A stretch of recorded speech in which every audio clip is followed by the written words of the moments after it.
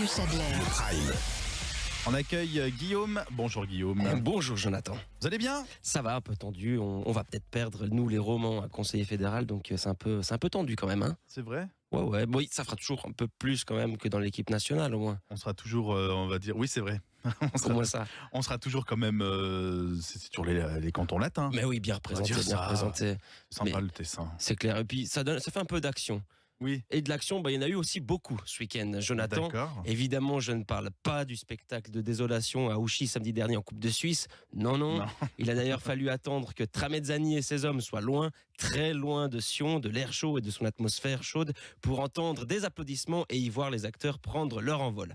Un week-end à Sion sur la route des ailes, le suivant sur la route des îles. Nous allons causer régate ce matin, Jonathan. Ah d'accord, je vous suis. Et à 10 jours de la foire du Valais, ça ne va pas nous faire de mal de parler un petit peu d'eau et de conduite de nuit, je vous assure. La toute première fois que j'ai entendu ce nom, la route des îles, comme pas mal de monde, je suppose, on a cru à une de ces courses qui se tient dans les Caraïbes.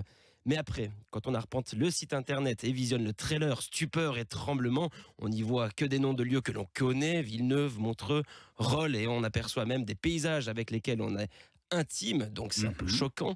Et à partir de ce moment-là, on s'est tous dit, ok, c'est un petit peu la caque dans les Caraïbes en ce moment, et nous on a été sympa, on a recueilli leur course au lieu de froidement l'annuler. Mais non, la route des îles, Radio Chablais, c'est son nom complet, est bel et bien une épreuve se tenant sur le lac Léman, pas en haute mer, mais en haut lac.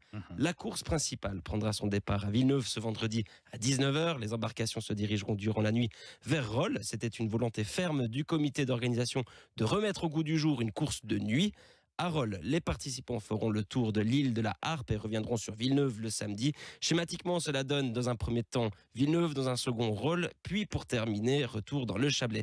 Je vous le dis d'ores et déjà, Jonathan, le concept départ, destination, retour à la case départ sur un bateau plaira aux plus droitistes de l'extrême d'entre nous. Ce circuit en eau fermée fait penser à une autre classique du lac Léman, le Bol d'Or, qui lui a lieu au mois de juin et qui part de Genève et revient à Genève après une halte au Bouvray.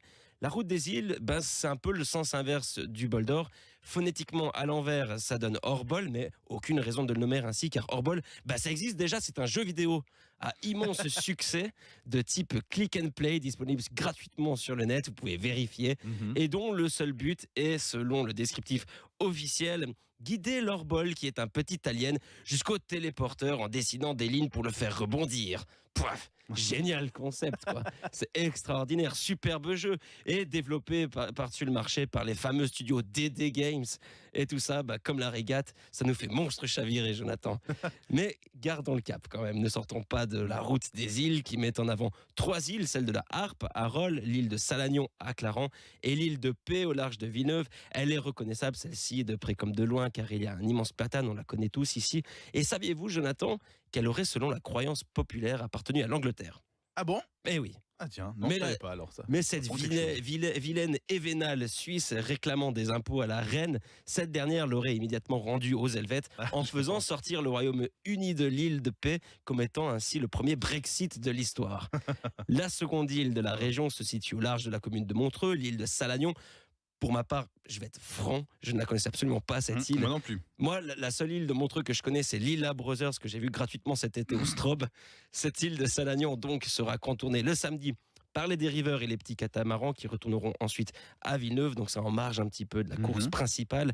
La dernière île essentielle, on l'a dit, c'est l'île de la Harpe, près de Rolle, qui est une île artificielle conçue pour casser la vague et quand la météo est mauvaise. Et cette météo, d'après une récente publication sur Facebook du comité, devrait être favorable. Ils ont beaucoup de chance. Un monstre bol, un bol d'or même, ces organisateurs, il faut le dire. Et il y aura donc peu de risque de se perdre sur le lac, ni qu'un des héros sombres. Ouf, la route des îles ne deviendra certainement pas la route noire des îles. Aux sombres héros de la mer qui ont su traverser les océans du vide, à la mémoire de nos frères dont les sanglots si longs faisaient couler l'acide.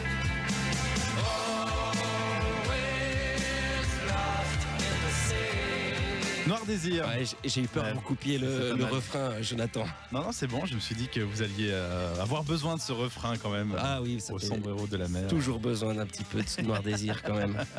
Merci beaucoup Guillaume. Belle journée, Jonathan. On vous souhaite une belle journée. 5h,